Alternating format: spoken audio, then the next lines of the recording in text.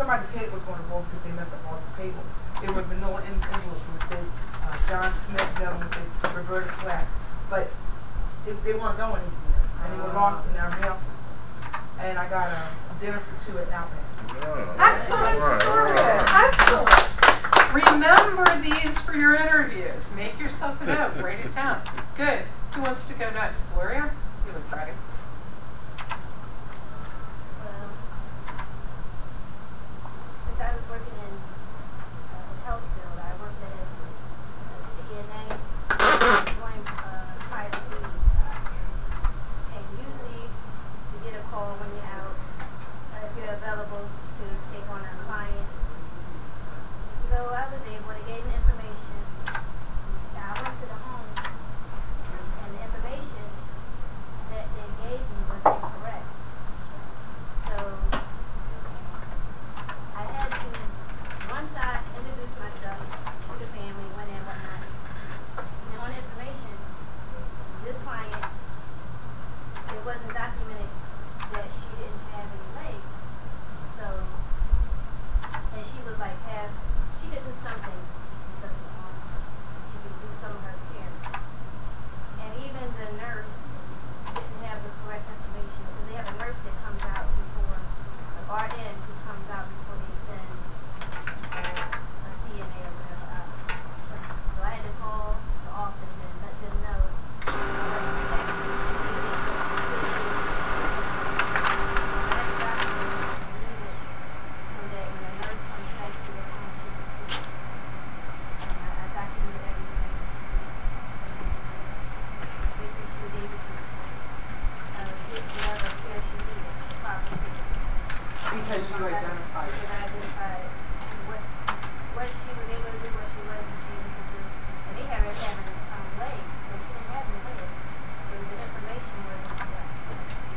See, by completing the information, the woman got the care she needed. Right. She wouldn't have done anything else. Good. Good. By you being thorough.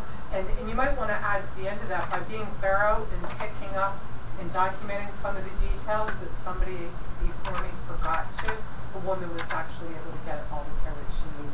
And I felt really good that I was able to be the one to make that happen. I just want to close it a little stronger. It's a great story.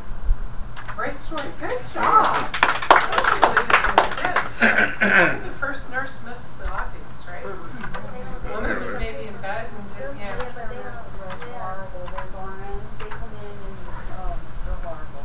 They want you to keep running up and down the steps to get them stuff, and not really doing anything. I That's a fired shame. on the first patient. I know more about this than you do. I know. The last person you want to try to help out in any kind of medical or rehab situation is somebody in the industry. Yeah. Somebody I who's was. supposed to be helping you. Yeah. I was. You're trying to help them help I was you. always known as a little bit of a type A patient. Yeah. When I was in Bryn Mawr Rehab doing my own rehabilitation, I tried to fix a few of the areas that I felt were problems for all the patients. Yeah. Yeah, you know what was kind of funny? They knew that I knew some people there because, like, I did business there. So a few of the people in, like, higher positions saw my name in the patient roster and came by to see me. So the one aide at night who helped me get my shower, he said to me one day, he goes, hey, he goes, we all know you're somebody, but who are you really? I said, what do you mean? He goes, everybody goes, do what she wants. She knows, like, she knows people here. I'm like, of course I'm somebody. I'm Janet Fury. That's it. Like, I didn't want to go into anything with anybody, but yeah, sometimes you got to be the squeaky wheel. The patient in the bed next to me, lovely woman, retired librarian, 88 years old, nicest person.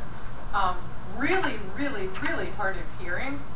But when her hearing aids were in, you could talk to her. When they were out, I could be as noisy as I wanted. She was a great roommate because I liked watching TV and stuff and talking on the phone. She didn't hear a thing if her hearing aids were out. The nurses would come in and I would hear them going, she doesn't know. They would go, she doesn't know what she's doing. We don't know if she's going to be able to live at home when she's done here. They would be like talking about her like she wasn't even there. Meanwhile, all you had to do was say, you know, Mrs. whatever your name was, put your hearing aids in. So I'd get up, walk around the thing and say, excuse me, have her put her hearing aids in. They're like, you shouldn't be listening. I'm like, I'm behind a curtain. Obviously I can hear you. The only thing separating us is a curtain. Yeah, so then you know what they started doing? They gave me homework. They gave me assignments. They said, we're going to have you help her learn to do these various things, like put her socks on. I'm like, great, I'm in. They tried to scare me off. It didn't work. But that's, yeah, you don't want the person in the industry telling you what to do. Who's up next? Isaac? Alright, excuse me. Well, while working at Dealer Tire as a lead warehouse person, Dealer Tire is a tire dealership that only sells brand new tires to new car dealerships, high-end Mercedes-Benz, Lincoln, BMW. A situation occurred where there was a snowstorm. Me being a lead warehouse person, the manager couldn't make it in. He lived in New Jersey, so I had to open up the shop. The snow was bad. They didn't declare a state of emergency yet, so I couldn't close. I was short-handed, and a lot of routes we did a lot of Pennsylvania routes, Jersey and Delaware. So the situation came up where I was short-handed. I couldn't get some of the trucks out, so I made up some routes that we could get to. I had to call the dealerships further out, let them know that we couldn't get to them, but if it was an emergency, I would try to get to them as soon as possible. A lot of them understood, saying, okay, it's bad out there, you don't need them today, you don't have to do that. That was fine. I got the routes together, sent my people out. Hopefully we'd do one run and we would be done. At the home office, corporate office, one of the salesperson had to call the warehouse, and he had to mess up my works because he promised something that he couldn't do. And I don't know why. You're in Cleveland. Why are you promising something over here and then trying to have our people do it in Philadelphia? Needless to say, I handled it because I had to call the dealership and let them know that I would personally bring it myself in my car because all the routes went out and we're not going to do another route. He thanked me. He called the salesman back at the corporate office, let them know that he handled it very well and it was all good. I got a few accolades and I was invited out to the corporate office for lunch, and they made me a little promotion for that job. So that's good. Good job. Excellent experience. Emily has been my BBC co-lead many times. And I need to run and talk to the building manager. We just got our AC fixed after a meeting. Try to make sure that doesn't happen again. Take care of a few things. Emily is going to hear the rest of the stories. We have Noah. Arnetta, did you? Yes, she did. You did yours. We have Noah, we have Lorraine, we have Wilma, and we have Claude, who's prepping with Jamar right now. Okay. Claude was having a hard time thinking of his story, so we might have to help him a little. Okay. If he wants to prepare for next time, he can. Okay. Do we have a time limit, like 30 seconds? No, up to 3 minutes. Up to 3 minutes. Oh, good. Yeah. Yes, we're not being real big on it. Let me tell you, every single one of you, and we're still recording, I believe, so we should have these. Every single one of you knocked it out of the park. They did. Emily will be updating me on how the rest of you do. But Emily, these guys would all, honest to God, the stories you just told are the difference between the person that gets the interview and the one that doesn't. Because you know what those stories are? When you leave somebody with those stories, what are you leaving them with? Brandy? A memory. A memory. Yes. You're leaving your pixie dust. You're leaving a memory. They're going to be like the girl that told this story. The guy who got the promotion and went out to lunch. I want to hire him. That's what they're going to remember. Like, everybody has some of the general stuff. That's story, and you guys have told it perfectly. That's the format on the board. Perfect. Keep it up. Nice work, and keep working on your group projects. That's the big focus for Tuesday. Be perfecting yourself. See you on a bit. Thanks, Em. Yeah. This is important because I'm sure you guys have heard it, but a lot of the feedback that we get during interviews is that people don't have conclusions, so they might tell a story really well, might tell the meat of the story, but then they don't have that conclusion, and that's really where, this is where you can drive it home and sell yourself. But I think all of us can relate to that too. When people interview here, I remember, stories they've told, or when I meet someone at a party, that's the kind of thing that's more likely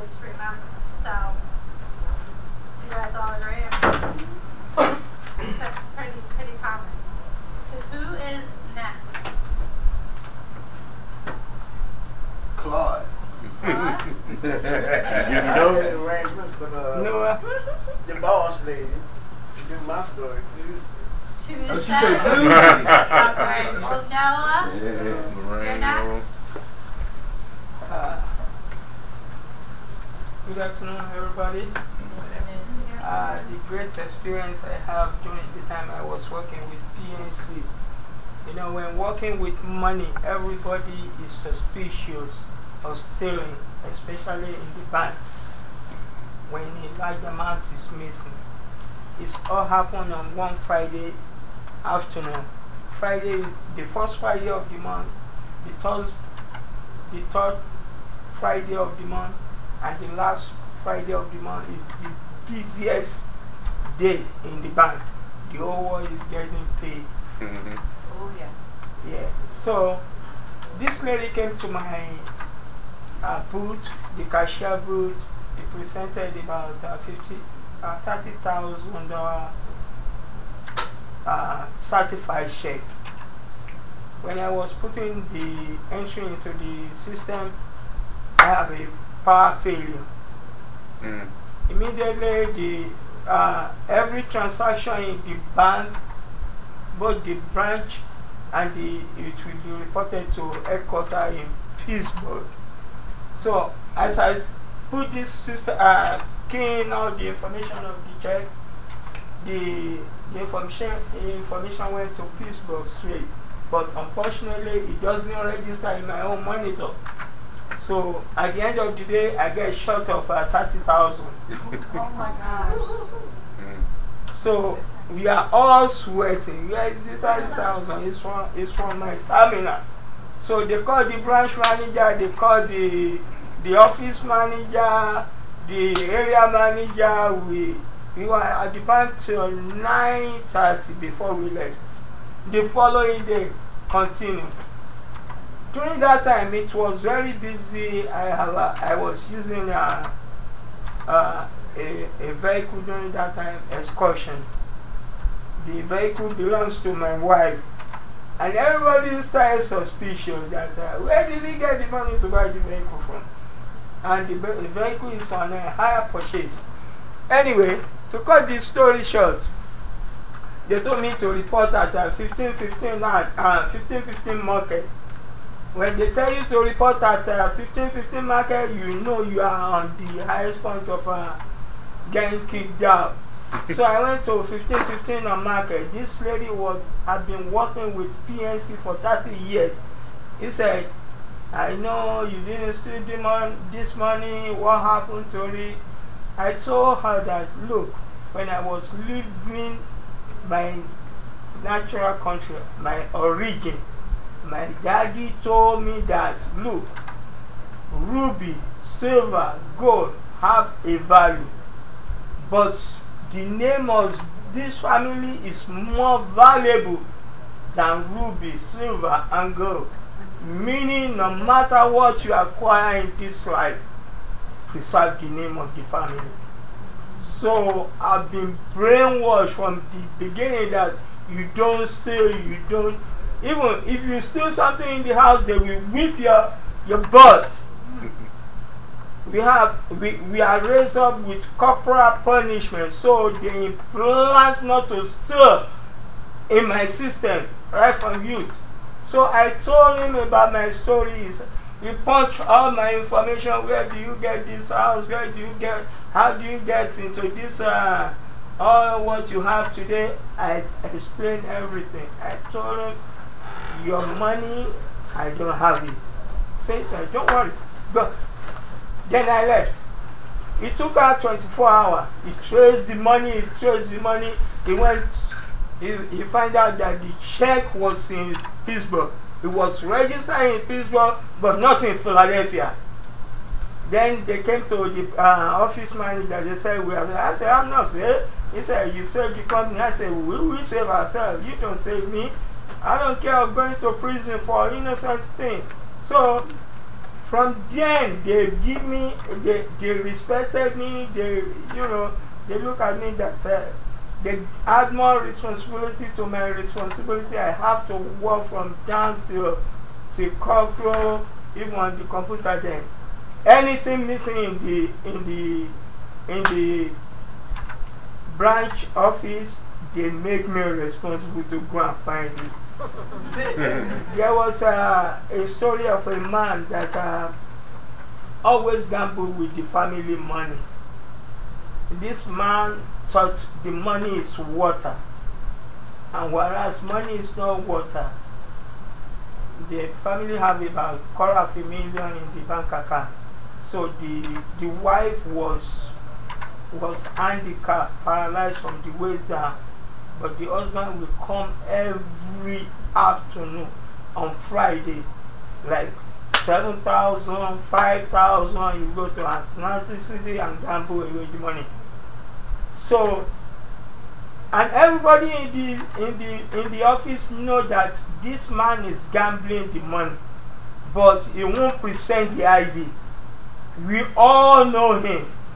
There is a code in the banking system. It's a KYC, meaning know your customer. Know your customer. So immediately this man came to my, I just, look, I need an ID. He said, you don't know me? I said, well, I can't give you this money until you show me the ID. He reported me to the office manager. I said, well, I'm not releasing no money without giving information of this, who this man is. So he passed by me, he went to the branch manager, they okayed the check, I cashed it to him. So far I didn't, it's not in my signature, it's in branch manager's signature. They turn around that they have to hire a lawyer that they embezzle the money in the bank. So we have to go to the court system. It took like the jury, I said, did I cash this check for you? They said no.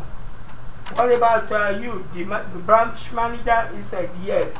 You never take any information from him, your ID, driver license or nothing. He said, I know him.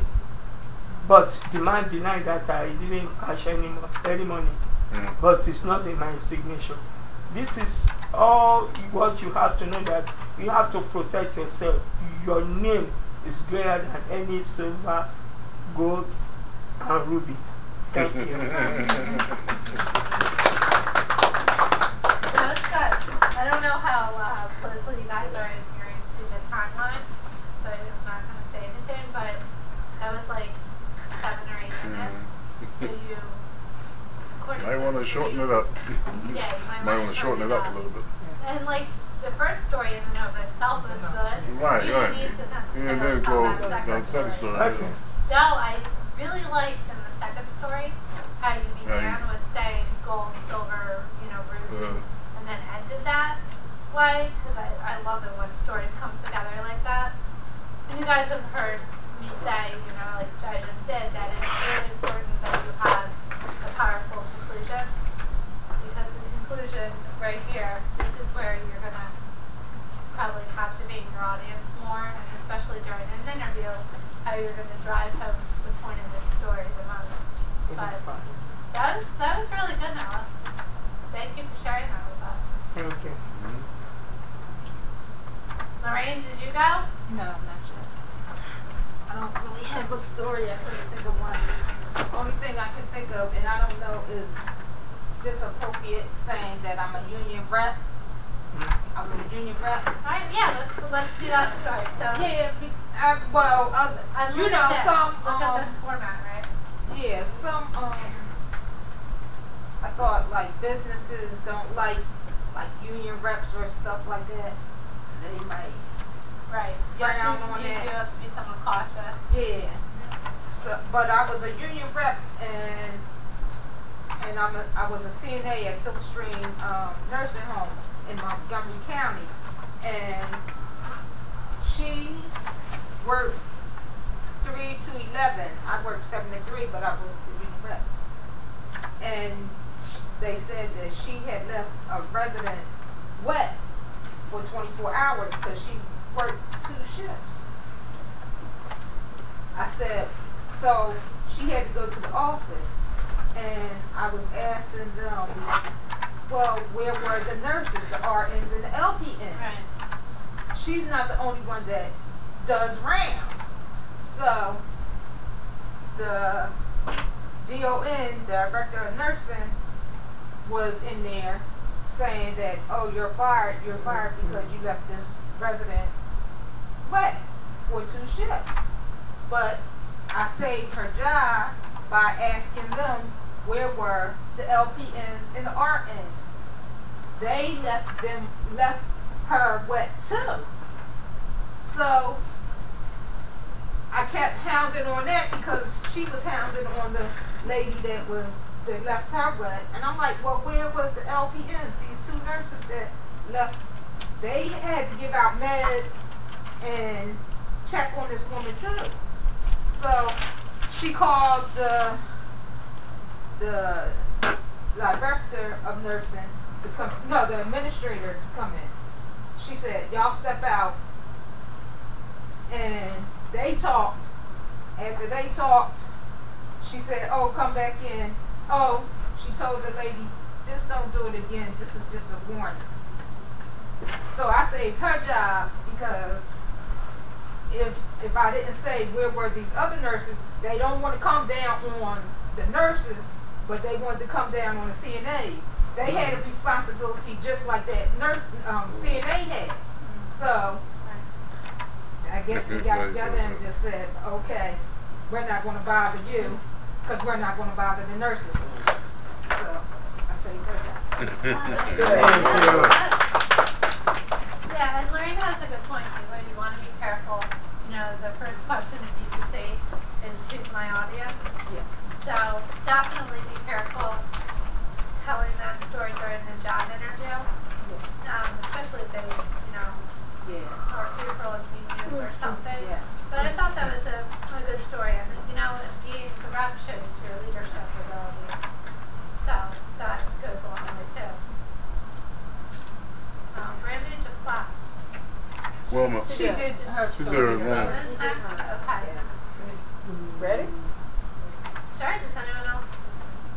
When I was working as assistant manager at GC Murphy McCory stores in Washington, D.C., and also as a Green Beret. And back then, a Green Beret was a person that the manager felt like he could send out to, or the district manager felt as though he could ask to come out to any store in the area and help do merchandise mix. So while I was working at that store, because I had gone out a lot in Maryland and Northern Virginia, I was offered a promotion to go from assistant manager to manager, but I would have to move from Washington, D.C. to York, Pennsylvania. So my regional manager asked me, he said, we really want you there. And he said, but what would it take? And you know, what would it take? I said, well, can I go up there for a few days to see the operation of the store while the manager that's already there, how it's, you know, going? And he said, yeah. He says, all on the company. Go up. And he said, go Thursday, Friday, and Saturday, because the store wasn't open on a Sunday.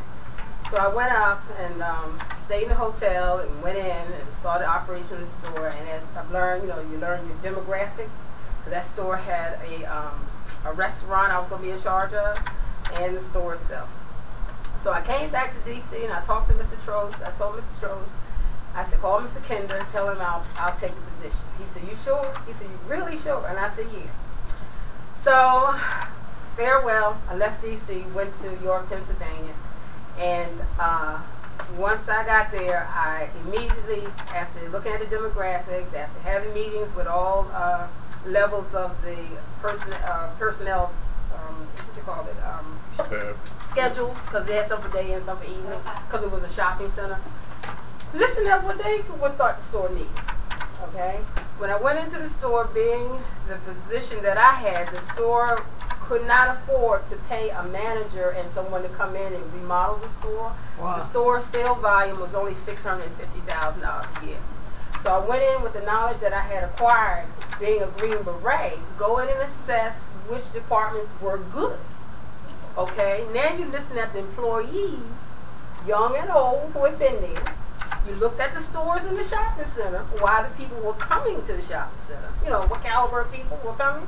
And even though that was a lower volume store, I think it was a volume 5 at that time, there was some merchandise mixes maybe from volume 1 that still would work there.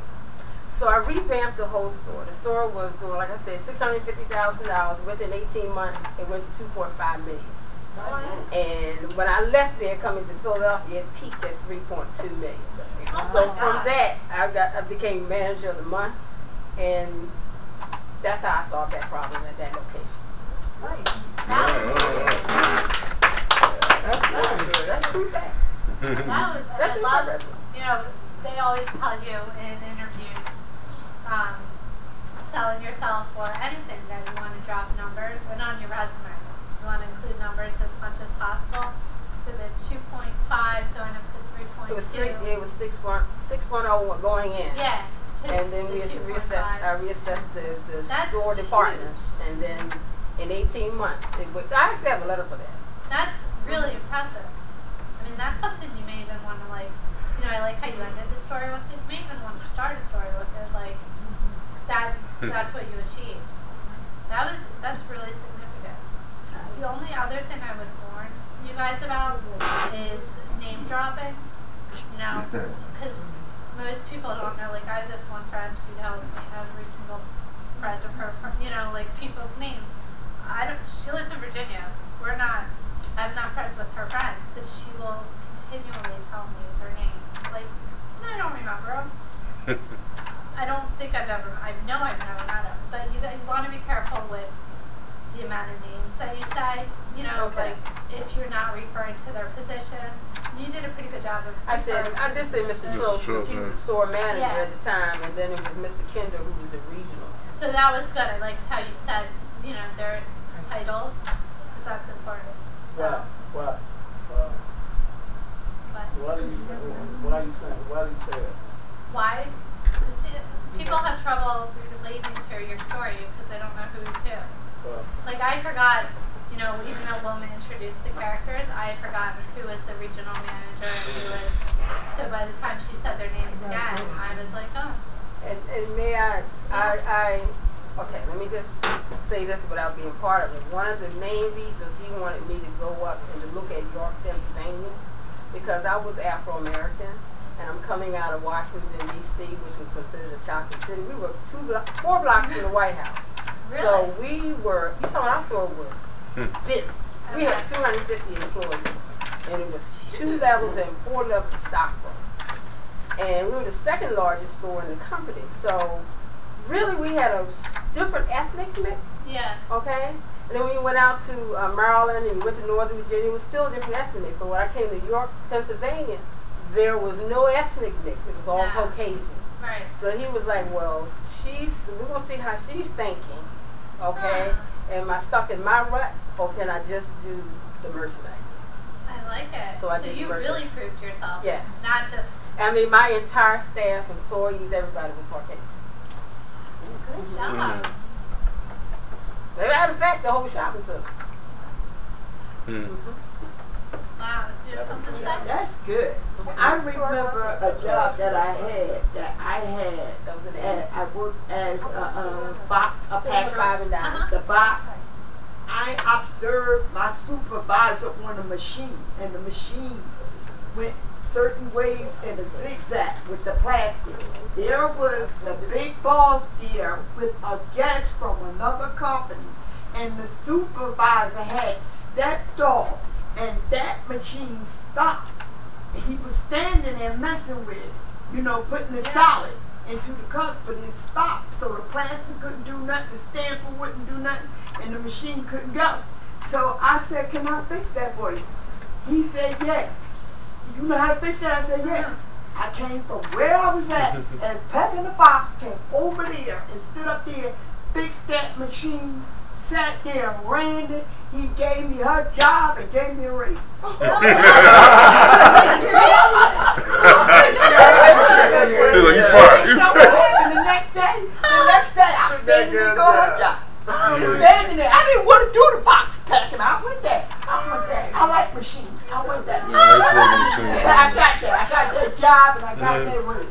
That is awesome. I have a question on what I just said. I didn't tell that story. Why didn't you? Yeah. And that was my scenario. Should I bring that out? If, to in an interviewer. They're asking me about the demographics of the people. I don't think I would bring that, because that's one of those tricky things. Okay. Like maybe, you know, you don't want to mention necessarily. Because that in itself is a challenge. Yeah. But if they ask you, like, that could be a great question for your answer to, like, tell me about a time when you've dealt with diversity or dealt with the challenge, something like that. And it was just the opposite. When I left there, they needed me to come here, and I was kind of settled there because it was closer to go home. But when they needed me to come here, it was just a reverse role. So it's like, how you gonna role play this? Right. And I came into Southwest Philadelphia, which was totally opposite. Really? And yeah. Well, I had to come in with a different way, but that was okay. Right. I like it, and I encourage you to drug dealers even gave me respect around Good. I don't know if everybody's giving me a story. I have another one. Okay. Has everyone given their story? I know I heard 3 people. I think everybody. Everyone? Okay. Yeah. Can I just say this before Mary goes in? Yeah. Your story. On the one in Southwest Philadelphia, I received Manager of the Month when my employer hollered. Miss Charlotte was downstairs in the basement, and she was my office manager. Okay. And she was, Miss Matt, we're being robbed. And I was standing up there fixing the artificial flower department, because I always took that on because every employee hated it. But it was so easy. So I always took it on and kept it perfect. Nice. And I was standing up there, and I told Peter, I said, lock the door. So the man came running up the steps. He said, oh, I think he's downstairs. I said, no, he's not. It's this guy. Get him, y'all. The whole store got the guy. We put him in the freight elevator. We took him down in between floors. Meanwhile, they had pushed the whole up.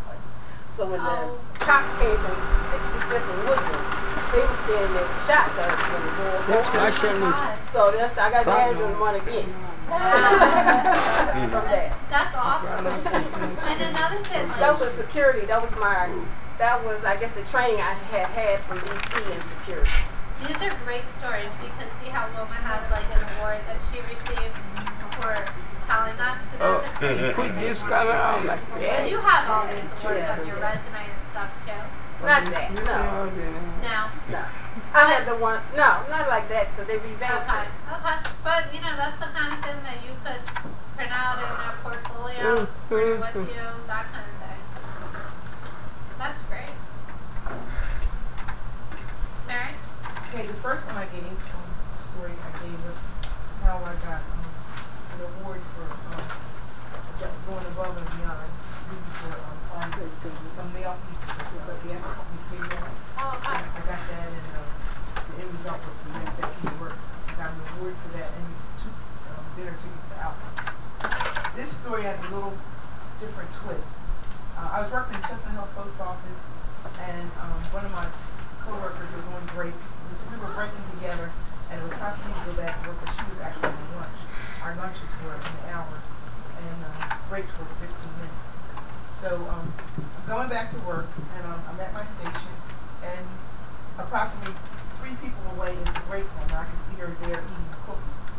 I was waiting on a customer, and I hear this thump, and I look over, and she's had a massive heart attack.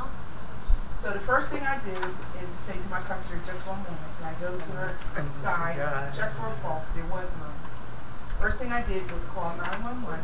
Then I called the parent company, which was in Market Square, to let them know that we had an emergency at the station, and I was instructed to close the post office, put all the money in the safe, the money in the money orders, and wait for the paramedics to come. I did the instructions. Paramedics came. They worked on her body for about 20 minutes, and then they went to Chestnut Hill Hospital to the ambulance with her body. But I knew that she had died because the sirens weren't in. But I did my job as far as handling a stressful situation. I had it run smoothly. I told all the customers that we were closing for the day because we had an emergency situation. I called 911. I called the parent company, and people are in your life for a reason, a season, or a lifetime. And she was in my life for a reason because she taught me the people skills that I know today. And her birthday was the same day that my mom passed. And I learned so much customer service from this woman, and she and her mother are in the same seminar. So when I go visit one body, not that I do that often, Right. my coworkers were saying, Mary, how can you continue to work here knowing that one died? And my answer to them was, she didn't have an equal bone in her body. She wasn't in. I like that. That was a good story. I like that. Yeah. That worked for me. And you know, why be home with stress? I can always do it at work. Everybody Right. reads this one, but And for Yeah, you, stop going it's something. be active. yes. So, it's great. It's for 17. There's about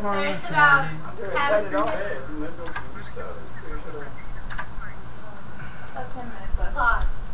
There's about 10 minutes left. You guys want to talk about your group project? How's that going?